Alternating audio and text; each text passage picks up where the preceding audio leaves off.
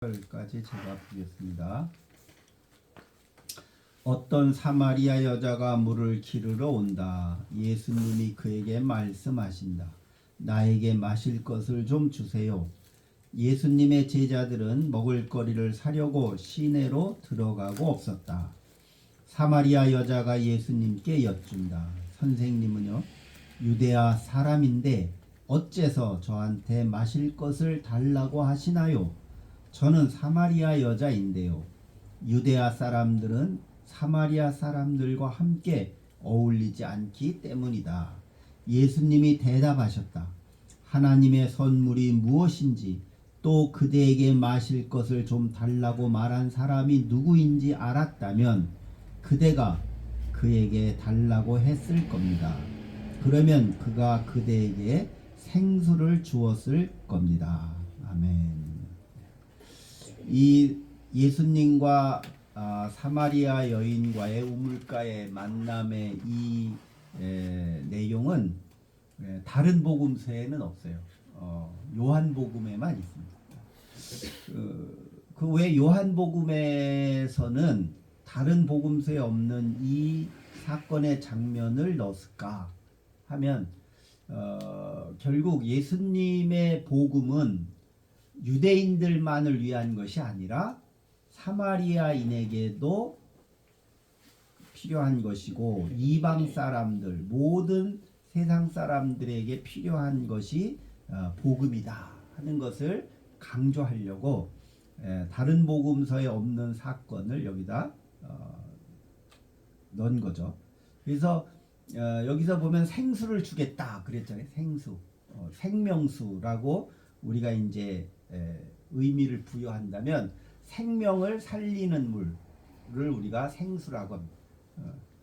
우리나라에서 마트에서 생수 팔 때 제가 청소년 시절에 아마 생수가 처음 나온 것 같은데 그때 물을 판다고 그러니까 사람들 생각에 왜 물을 돈 주고 사 먹지?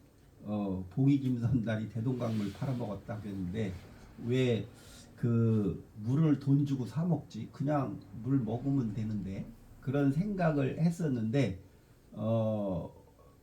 이제 모든 사람이 생수를 사 먹잖아요.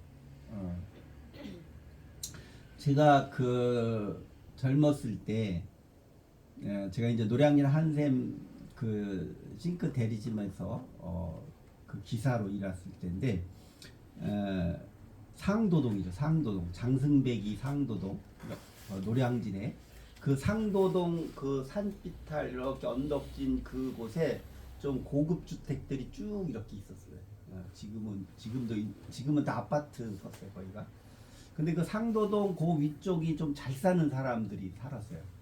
그래서 거기에서 이제 한샘 주방 설치를 해줬는데 이제 옛날에는 전동 드릴도 없었어요. 이렇게 도라이바로 이렇게 조립해서 이렇게 주방 인테리어 설치를 하고 있는데 이제 덥죠, 되게 더운데 거기 그 주인 아주머니가 캔을 이렇게 주더라고.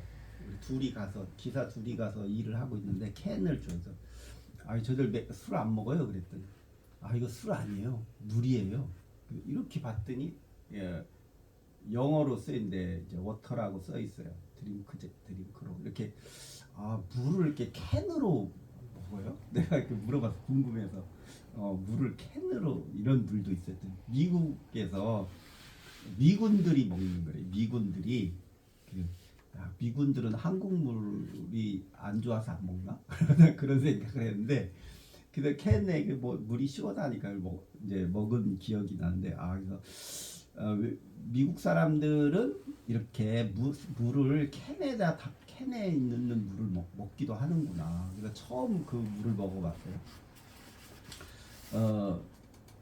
얼마 전에 제가 유튜브에 보니까 그 이대 생물학과 교수, 지금 원로 교수죠 아마. 이름이 이재철 교수인가? 그분이 생물학자인데 그분이 그런 얘기를 하더라고요. 생수를 한국 사람들 너무 그걸 믿고 마시는데 수돗물을 먹는 게 낫다.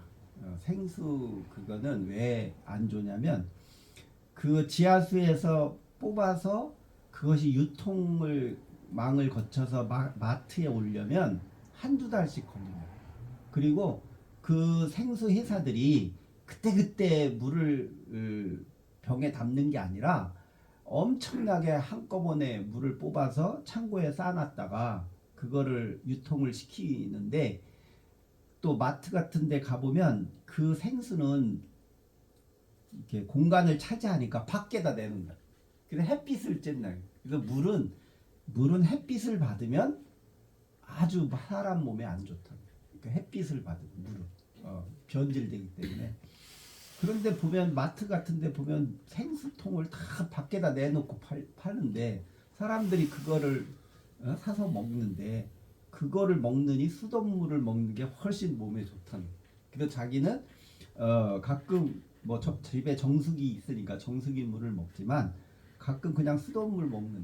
그럼 자기 부인이 막 뭐라, 수돗물 왜 먹냐고. 그럼 자기 생수보다 훨씬 좋다.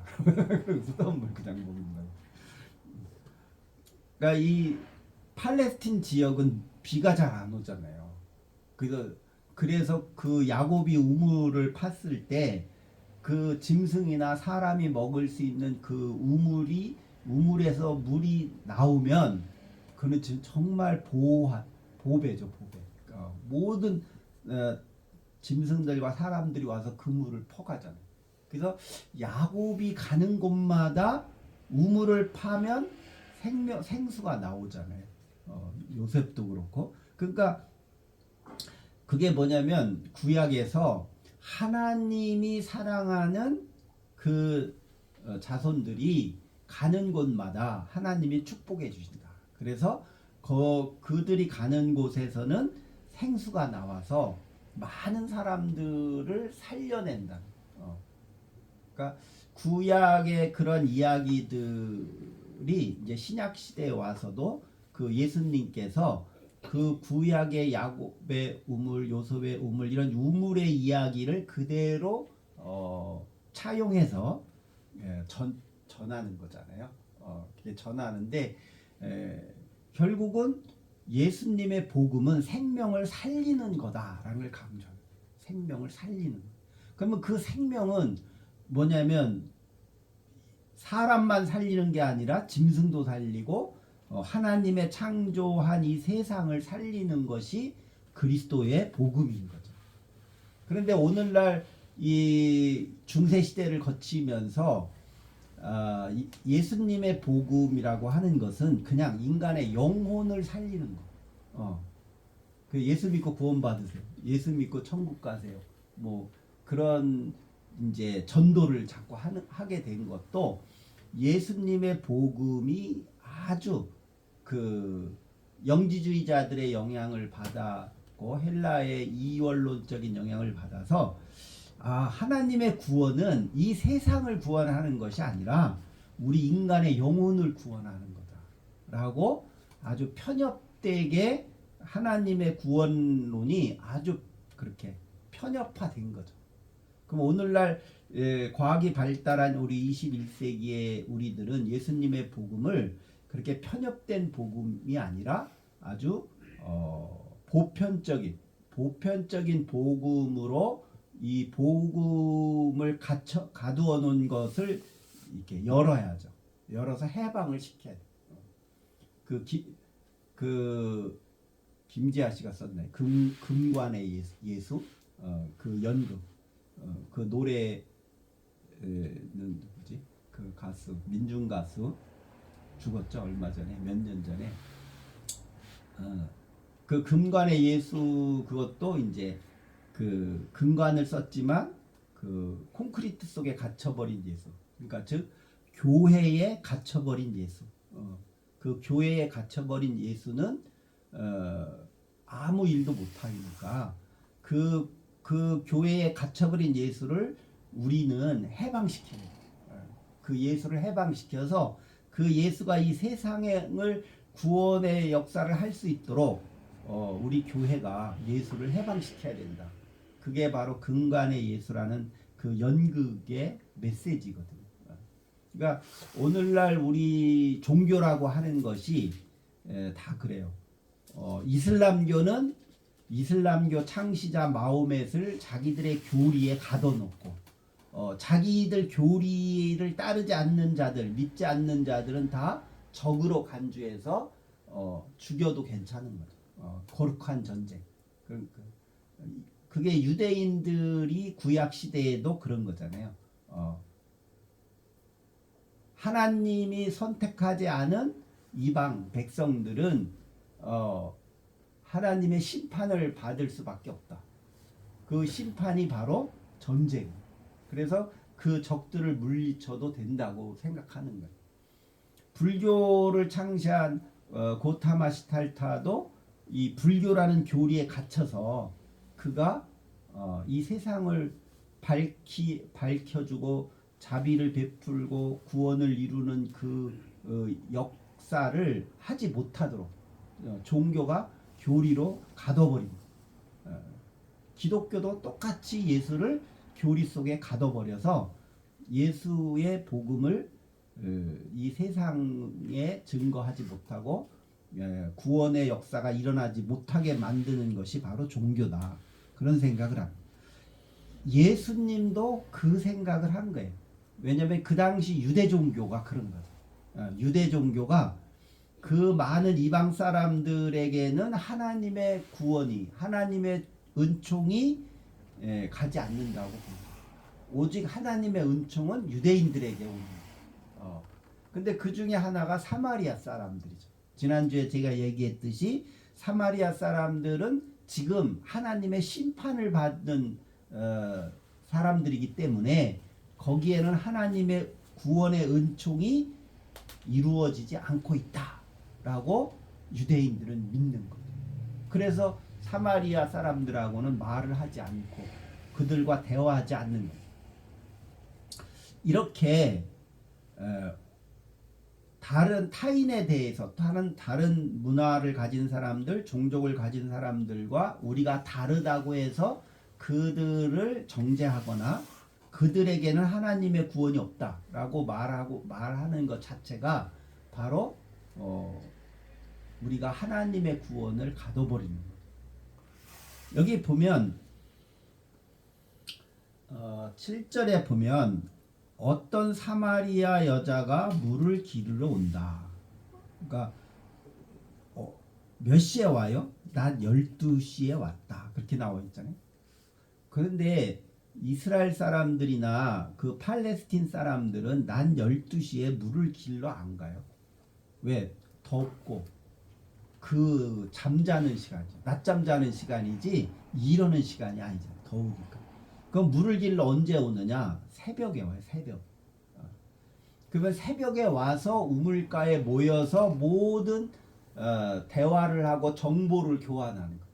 그래서 우물가는 단순히 물만 떠가는 장소가 아니라 팔레스틴 사람들에게는 그 우물가는 여성들이 정보를 서로 교환하고 소통하고 또 자기들의 요구를 상대방한테 전달하는 거예요. 야, 언제쯤 우리 집에 와서 뭐 좀 해달라. 그러니까 유일하게 만날 수 있는 그 장소가 우물인 거예요. 그래서 그 우물은 상징적으로 사람들이 삶의 가장 중요한 공간이죠. 그러니까 이게 교회라는 곳이 우물같이 우리들의 삶의 정보가 서로 교환하고 서로의 소통이 이루어지고 서로의 요구를 서로 알아가서 어떤 일을 이루어질고 어떤 행동을 할지에 대한 모든 것이 벌어지는 곳이 교회여야 되는 거예요. 왜 교회가 바로 그런 곳이 돼. 그러니까 예수 믿는 사람만이 아니라 예수 믿지 않는 사람일지라도 그런 소통이 이루어져야 되죠. 그 사이비 교단이나 이단들의 특징이 뭐냐면 그들은 아주 폐쇄적이죠. 자기들만의 여기가 천국이라고 계속 가르치기 때문에 전혀 소통하지 못하게 해요. 여기 제가 아까 읽은 그 마가복음 5장 15절 거기에도 거기에도 그 귀신 들린 사람 보고 뭐라 그래요? 집으로 가라 그러죠. 집으로 가라. 가정으로 가라. 그 얘기는 뭐냐면 그 사람이 귀신 들려서 집에서 쫓겨난 거잖아요. 마을에서도 쫓겨나고. 그 구원이라는 건 뭐냐면 그 사람의 삶의 공간을 다시 회복시켜 주는 거예요. 다시 그 공간을 문둥병자 걸린 자, 저주받은 자, 병 고침을 받으면 제사장에게 보여줘서 확인시켜주고 너는 다시 집으로 가라. 그렇게 예수님이 하듯이 일반적인 건강한 삶의 터전을 회복시켜주는 것이 복음이에요. 그래서 이 여인이 낮 12시에 다른 사람을 피해서 아무도 안 볼 때 물을 길러 온 거죠. 그럼 이 사람은 되게 소외당한 거잖아요. 사람들이 자기를 인정 안 하고 소통 안 하고 그러니까 이 여인은 아주 소외당한 여자. 그리고 뭐 결혼도 여러 번 했다는 여자고 그래서 이 여인에 대해서 주변 사람들은 유대인뿐만 아니라 사마리안 사람까지 같이 사마리아 사람인데 그 같은 사마리아인들도 이 여인을 소외시키는 거예요. 그러니까 이 여인은 그 새벽에 가서 물을 뜰 수가 없는 여인이라는 걸 알 수 있어요. 소외된 자죠.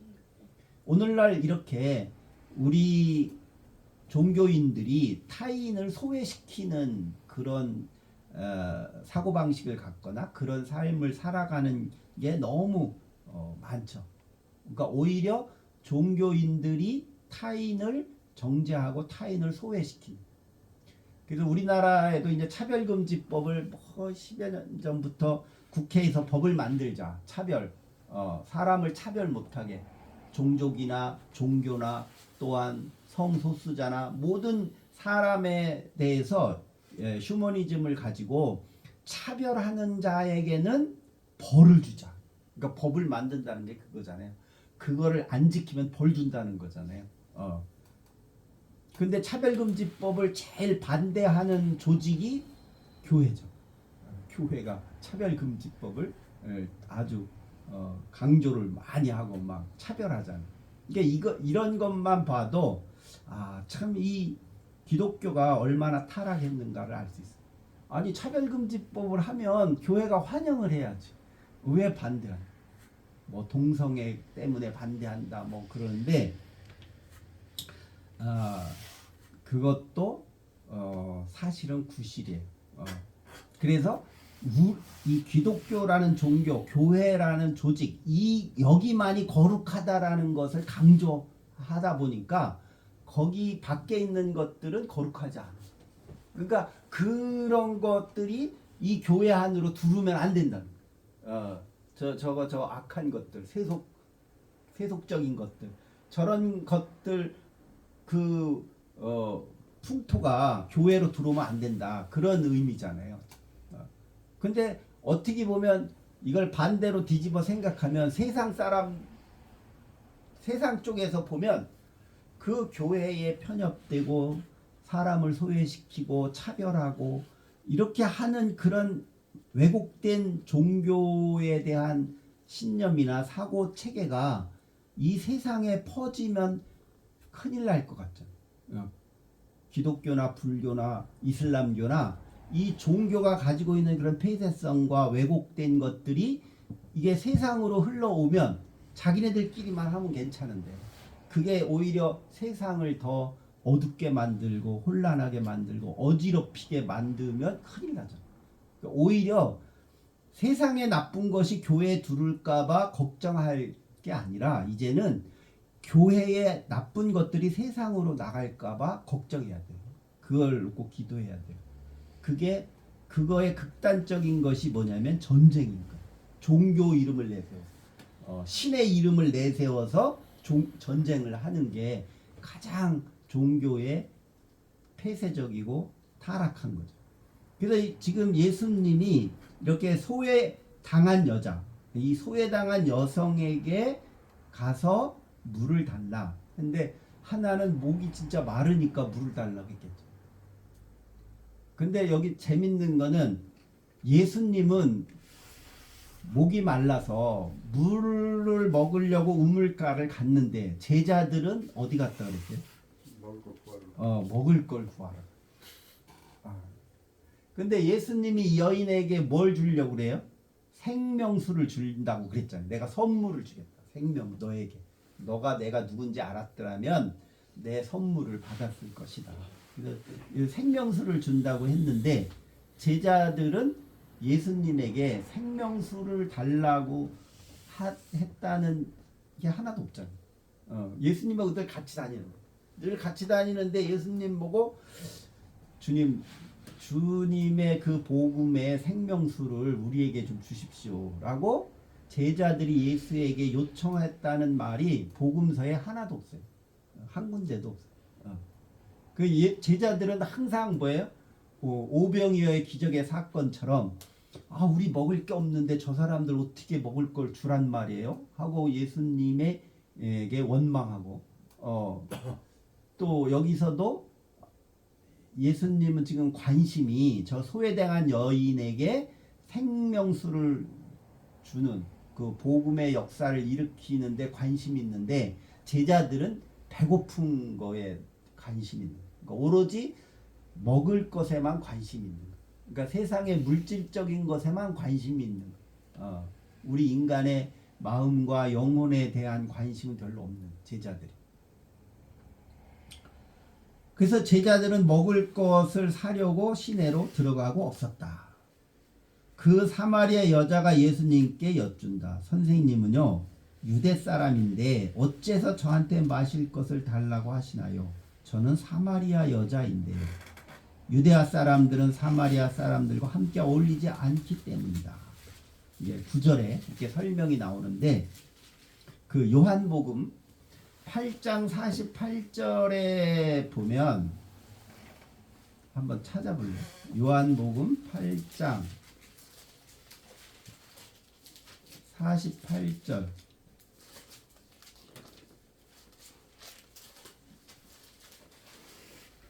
우리 현희쌤 한번 읽어볼래요? 요한복음 8장 48절이요. 유대인들이 대답하여 이르되 우리가 너를 사마리아 사람이라 또는 귀신이 들렸다 하는 말이 옳지 아니하냐? 맞아요. 맞아요. 요한복음 8장 48절. 아닌데. 요한복음 8장. 성경이 달라서 그런가 보네. 아니요. 그 말씀 맞아요. 유대아 사람들이 예수님께 맞받아 말했다. 성경이 틀렸어. 그러니까 아버지 큰 글자 성경 우리는 집에서 당신이야말로 사마리아 사람이고 세 번역이 아니라. 들렸다고 말하는데 그게 맞는 말 이걸 아닙니까? 보세요. 우리 예배 시간 이걸 봐요. 네. 우리 송 집사님 예. 이상하지 않아요? 거기에 예수님이 어디 사람이라고요? 48절에 보면 사마리아라고. 사마리아 사람. 예수님이 어디 사람이에요? 이방인이라고. 당신이야말로 사마리아 사람이고 귀신 들린 사람 아닙니까? 그게 맞는 말 아닙니까? 하고 막 추궁하는 거죠. 예수한테. 그러면 유대인들은 예수가 사마리아 사람이라고 알고 있고 믿고 있는 거죠. 여태까지 성경 읽어도 이거 처음 보죠. 네. 처음 봤어요. 처음 봤죠. 네. 그럼 예수님이 사마리아 사람이에요, 유대인이에요? 이 사람들 안 되겠네. 아니 네. 다윗의 혈통에서 났다고 분명히 돼 있는데. 그 다윗의 혈통에서 예수가 태어났다는 말은 마태복음에 그거는 지어낸 얘기예요. 그게 또 저기에도 있잖아. 메시아 예. 구원자는 메시아는 아브라함 자손 다윗의 혈통에서 나야 된다고 구약에 나와 구약에, 있잖아요. 구약에. 신약 성경을 쓴 사람들은요. 구약에 대한 거를 잘 아는 사람. 구약 성경. 네. 그리고 구약의 지금은 우리가 구약이 한 권이지만 옛날에는 그게 다 나눠져 있었잖아요. 그거를 구해서 다 읽어본 사람들이라 아주 지식인이에요. 그러니까 베드로나 야고보나 뭐 마가나 뭐 요한이라 이런 사람은 지식인이 아니에요. 어부지. 이 사람들은 아람어를 썼어요. 아람어. 헬라어를 쓰긴 썼지만 잘 몰라요. 예수님도 헬라어 안 썼어요. 네팔하고 비슷하네요. 아람어를 썼어요. 그러니까 예수님도 회당에 가서 구약 성경을 얘기를 토론을 했다고 그런 걸 보면 히브리어와 아람어를, 그다음 공용어가 아람어니까 그 아람어만 쓴 사람들이에요. 예수 집단들은. 그런데 이 사람들은 헬라어를 쓸 줄 몰라요. 그러니까 마태복음을 마태가 썼다는 것은 거짓말. 그거는 마태를 따르는 그 후대 공동체들이 쓴 거예요. 그리고 자기들의 이야기를 예수님의 제자 중에 이름 하나를 앞에다 쓴 거예요. 마태가 이렇게 기록했다. 이렇게 예수의 제자를 앞에다 넣는 거예요. 그거는 그 당시 글을 쓰는 문학 장르의 패턴이에요. 자기들이 하고 싶은 말을 증명하기 위해서는 아주 믿을 수 있는 사람, 누군가를 맨 앞에 앞줄에 이렇게 쓰는 거예요. 그러면 그 얘기는 뭐냐면 내가 그 사람을 말을 신뢰하듯이 우리가 쓴 이 글을 그 사람만큼 우리도 신뢰할 수 있다. 그런 뜻이에요. 그러니까 마태복음을 마태가 쓴 건 아니에요. 그러니까 마태복음을 쓴 사람들은 한 명도 아니고 뭐 서너 명이 썼을 것 같은데 그 마태 공동체의 그 지도자는 구약을 아주 잘하는 유대인입니다. 그래서 이제 족보를 쫙 쓰는. 그래서 메시아 구원자를 하려면 누구에서 태어나야 돼요? 다윗의 혈통에서 태어나야 되죠. 그런데 그 역사적 예술을 연구하거나 초대교회 상탕을 연구한 많은 역사가들이나 학자들 중에 이제 일부지만 예수는 유대인이 아니다 라고 주장하는 학자들이 있어요. 예수는 유대인이 아니다. 만약에 예수가 유대인이었으면 유대인들과 그렇게 맞서서 싸울 수가 없다는 거예요. 어릴 때부터 유대 종교 안에서 살았기 때문에 유대 종교를 비판하기가 참 어려울 것이에요. 근데 예수는 유대인이 아니기 때문에 유대 종교에 되게 비판적이었을 것이다. 여기 요한복음에서도 사마리아 사람이기 때문에 예수는 소외당한 사람이죠. 만약에 사마리아 사람이라면 소외당했을 거예요. 어릴 때부터 소외당해 왔기 때문에 이 예수는 유대인과 유대 종교에 대해서 아주 비판적일 수밖에 없는 거예요. 어릴 때부터 그 상처를 받았기 때문에.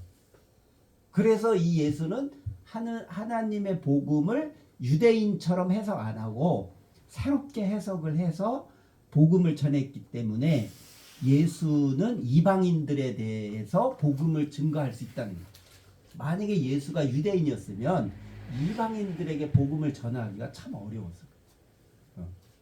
그러니까 예수가 유대인인지 사마리아 사람인지 아니면 아주 전혀 다른 사람인지는 명확하지 않지만 이제 그 유대인에 대해서는 아주 비판적인 것은 사실이죠.